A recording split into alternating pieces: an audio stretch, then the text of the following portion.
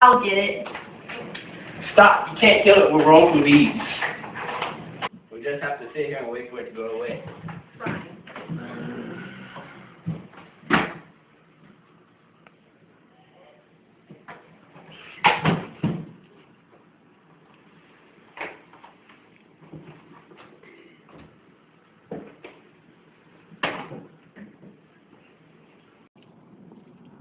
I can't take this anymore. I need to sit down. You can't sit down, otherwise the inequalities will catch up to us. So what's the point? They will never change. We need to continue to work with the faith that unearned suffering is redemptive. Right, enough wallowing in the valley of despair. Let's go.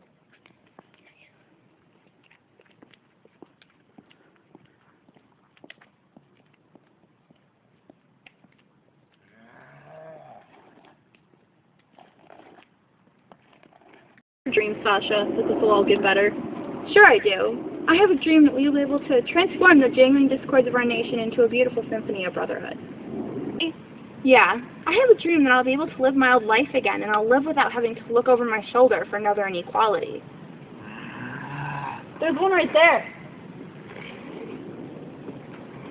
Ignore it. You can't act on it with violence, remember? Yeah, I guess.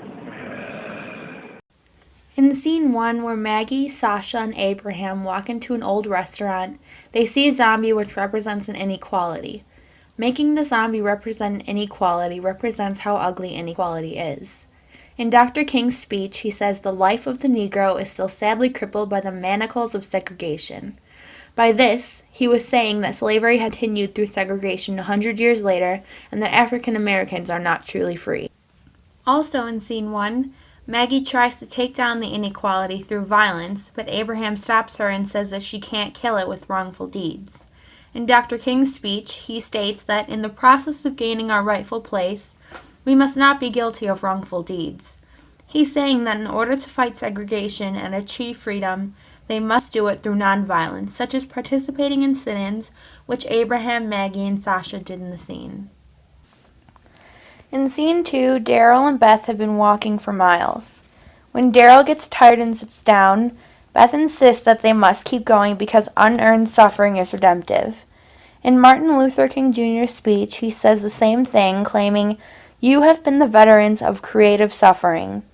Continue to work with the faith that unearned suffering is redemptive."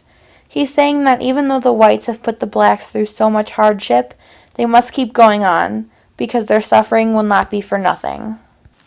In scene 3, Maggie asks Sasha if she ever dreams. She asks if she ever wonders if anything will get better. Sasha says yes, and that she dreams that one day she'll be able to go back to her old life and won't have to worry about inequalities.